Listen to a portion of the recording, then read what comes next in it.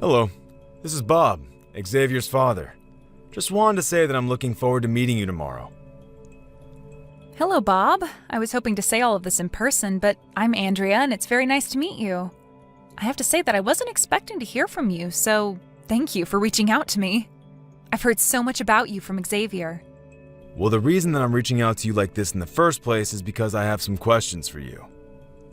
Some questions? Well, what kind of things were you wanting to ask? I'll answer them as best I can. Very well then. My first question is, just what is it that attracts you to my son? You want to know what it is that I see in Xavier? Well, I'm sure that it has nothing to do with the rich family he comes from, right? And I'm certain that it also is completely separate from the fact that he's in line to take over the family business too, correct? Basically, I want to know that you're not just dating my son because of who he comes from and what he's in line to be. Oh, I understand. No, sir, nothing like that is going on at all. In fact, until recently, I didn't even know that Xavier was in line to take over the company at all. But even after finding out about it, it didn't change the way I feel about him at all, so please don't worry about that. I just hope that you can understand why I might be concerned about this. Coming from as much wealth as we do, there are lots of potential suitors out there that would marry into this family just for access to that power. I completely understand why that might be something to worry about in your case. But if you're concerned about me marrying your son for the money, then I only hope my words are enough to make you think otherwise. That remains to be seen, young lady. I understand. But hopefully meeting tomorrow in person will help lay some of those worries to rest. Then you can make your judgment from there. Well, we are already scheduled to meet tomorrow. I just hope that you don't let me down. You and my son will not be getting married without my say-so. I certainly hope that you understand that already. I understand that completely, and again, I'm not marrying Xavier for any kind of ambitious reasons. So I want to assure you that you have nothing to worry about there. I just hope you realize all of this tomorrow.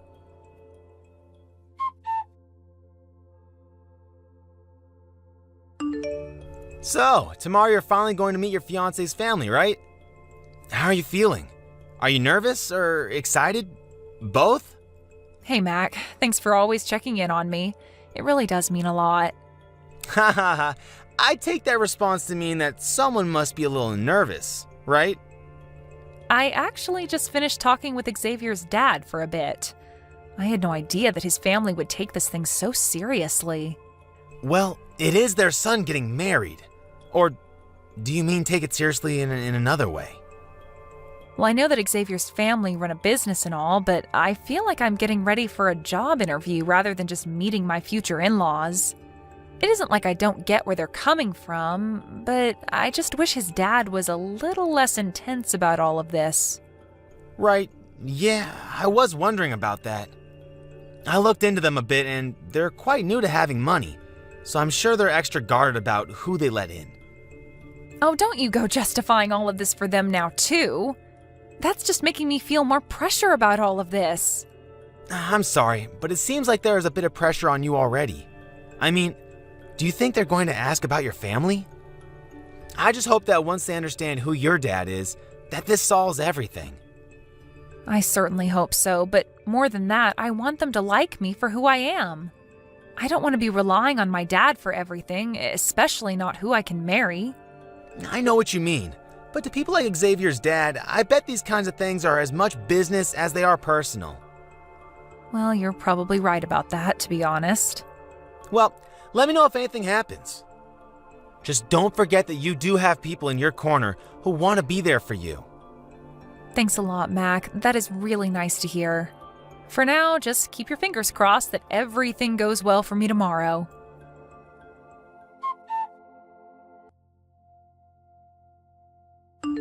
Mac, are you there? Please, I need your help right now. Wow, Andrea, is everything okay? Can you talk on the phone right now? What's the matter? I'm on my way to the hospital right now. I want you to meet me there, and I want you to represent me as my lawyer. Wait, what? Are you serious? Okay, I'll head your way. I'll send you the address for the hospital and my room number soon.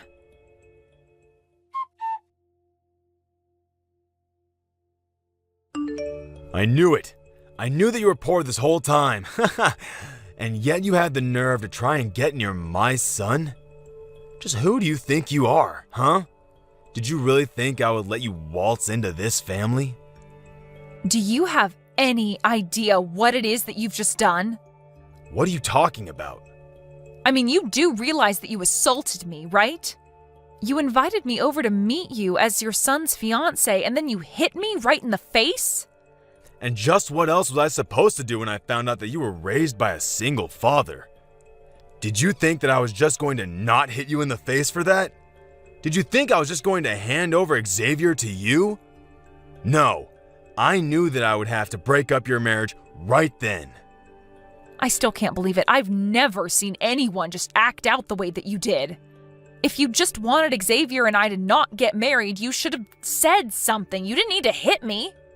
And just why do you think you deserve a say in any of this? You're nobody who tried to get out of poverty the easy way by marrying into money. I know that you were only ever with my son because of who his family is. Did you really think that I would be so stupid as to not realize that? If you don't like me, that's fine. And if you don't want me to marry your son, that's fine too. And just what was your dad thinking? He's a bit crazy too, isn't he?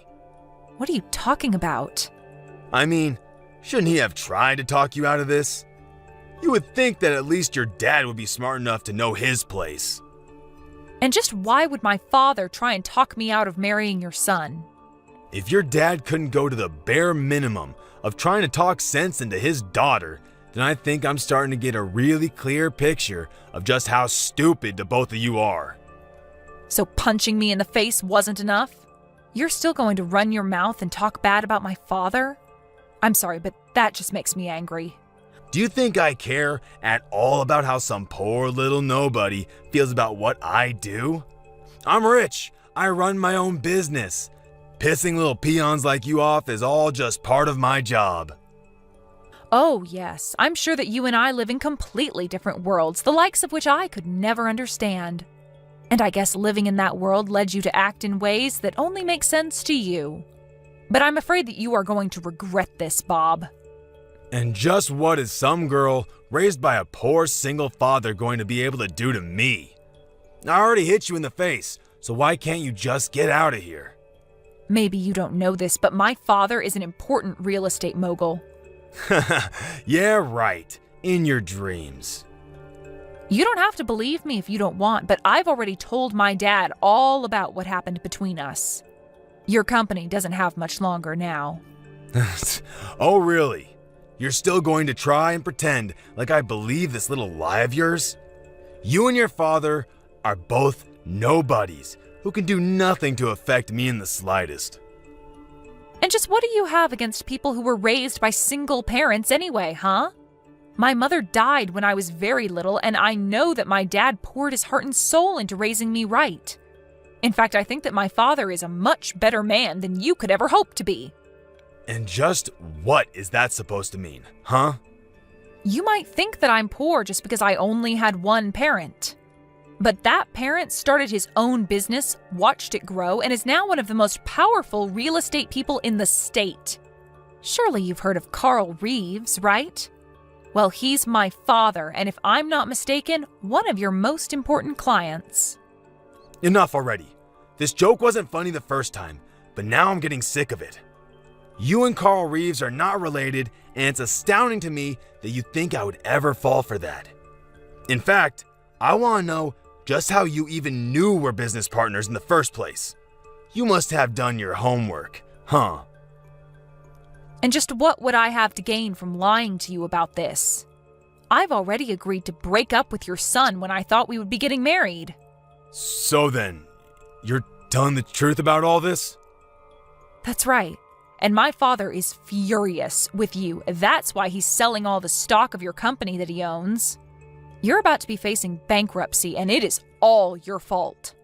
This is what you get for putting people down when you know nothing about them. You don't know anything at all about how my dad raised me. Wait, hold on just a minute. You're really being serious with all this? You're really Carl's daughter? And just why is that so hard to believe, huh?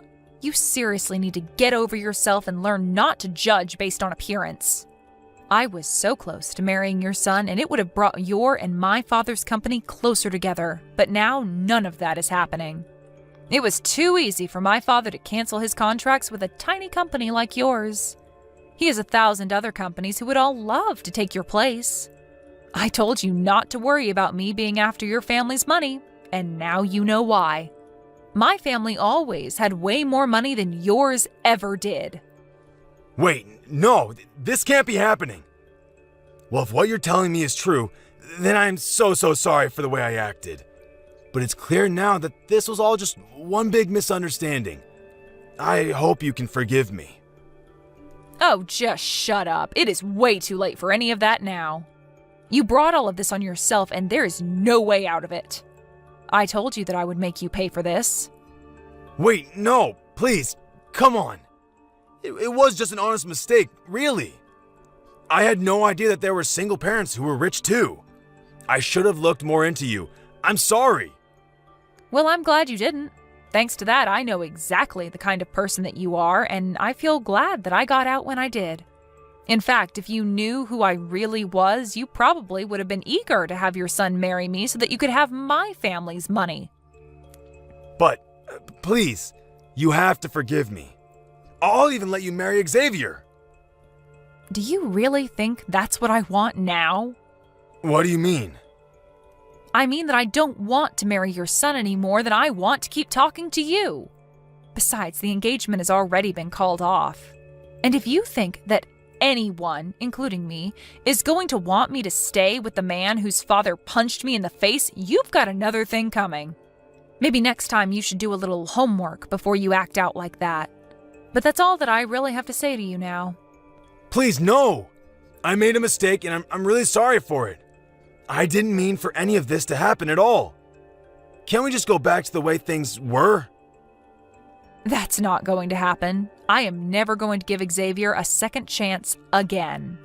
And I already have a close friend of mine who's a lawyer looking into suing you for assaulting me. Wait, no. You can't be serious. Oh, I am. And soon your company and your life will both come crumbling down around you. But you can't do all of this. Please, you have to forgive me. I'm begging you here. And I am telling you that it's way too late for any of this. You hit me in the face and sent me to the hospital. I'm here getting looked at right now, in fact. But I didn't even hit you that hard. Surely you're just over-exaggerating. We'll see who's over-exaggerating in court now, won't we? But I'm sure any jury is just so eager to pardon a man who punched a lady in the face. You're through, you pathetic pig. Even Xavier tried coming to me to apologize and said that he never wanted to talk to you again. Wait, why would he say something like that? Doesn't he know I was just trying to protect the family? To him, you were doing nothing but finding excuses for your own violent behavior. But then I'll have nothing. No business, no money, no family. What am I supposed to do? You did this to yourself, Bob. You hit me in the face to try and prove a point, but you were never going to get away with this. Even if I wasn't rich, thanks to my dad, you're still not above the law, and you can't just assault people for being poor. But that doesn't mean you have to sue me. I learned my lesson, and it'll never, ever, ever happen again. Isn't that enough for you? I'm afraid it won't be enough until I see everything that made you into the person who thought you could treat other people like that, stripped away from you. You need to remember what it's like to be one of the common people, and I will see that that happens. See you in court, Bob.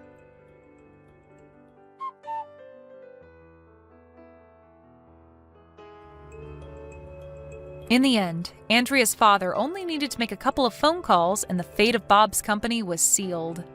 It had declared bankruptcy within the week with no chance of recovery. Bob was left by his wife and Xavier was still refusing to talk to him. When Bob had his day in court, he had it all alone. After the trial was done, my dad swooped in and bought Bob's defunct business, breathing new life into it and saving it from closing down. My dad installed himself as the head of the company as his own way of getting back at Bob. Although it's fair to say that Bob brought all of this upon himself and has no one to blame but himself.